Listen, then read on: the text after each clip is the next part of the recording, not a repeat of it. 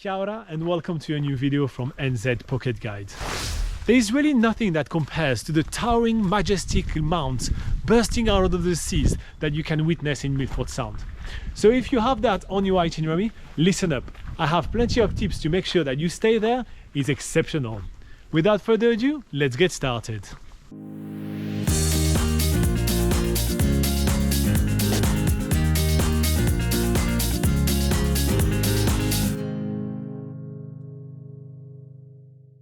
The first thing that you need to know is that the drive down to Milford Sound is incredibly unique and has a lot to offer.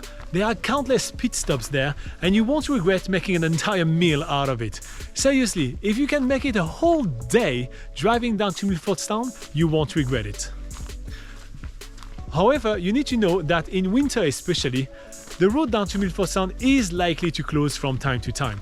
There are landslips as well as snow, and you need to plan a little bit around the weather, so make sure you're not scheduled too tightly.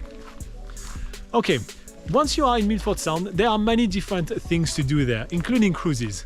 One thing to keep in mind is that the underwater observatory in Milford Sound is owned by a company called Zealand Journey. So if you're taking a cruise with them, it's likely that an entry to this underwater observatory is included. Make sure that you check that out if it's something you want to do. Next up on our list is the lookout track. A lot of people go to Milford Sound just for the cruise and forget to explore the surrounding areas around the harbour.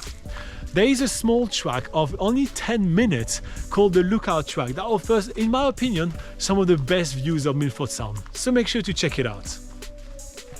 Now let's talk a little bit about those cruises. There are really a lot of different cruises in Milford Sound, so make sure to compare all of them. We do have all of them listed on NZ Pocket Guide to know which one is best for you. If you are driving yourself and not part of a bus tour, know that most of the bus crowds are jumping on the cruises around midday. So if you're able to schedule yourself at a later or an earlier cruise, you probably will have much more room on the boat for yourself. Next up, we're going to be talking about accommodation options. There are very limited accommodation options in Milford Sound, so make sure that you book very early for your stay in Milford Sound or plan yourself a different itinerary so you can get back out of Milford Sound before dark.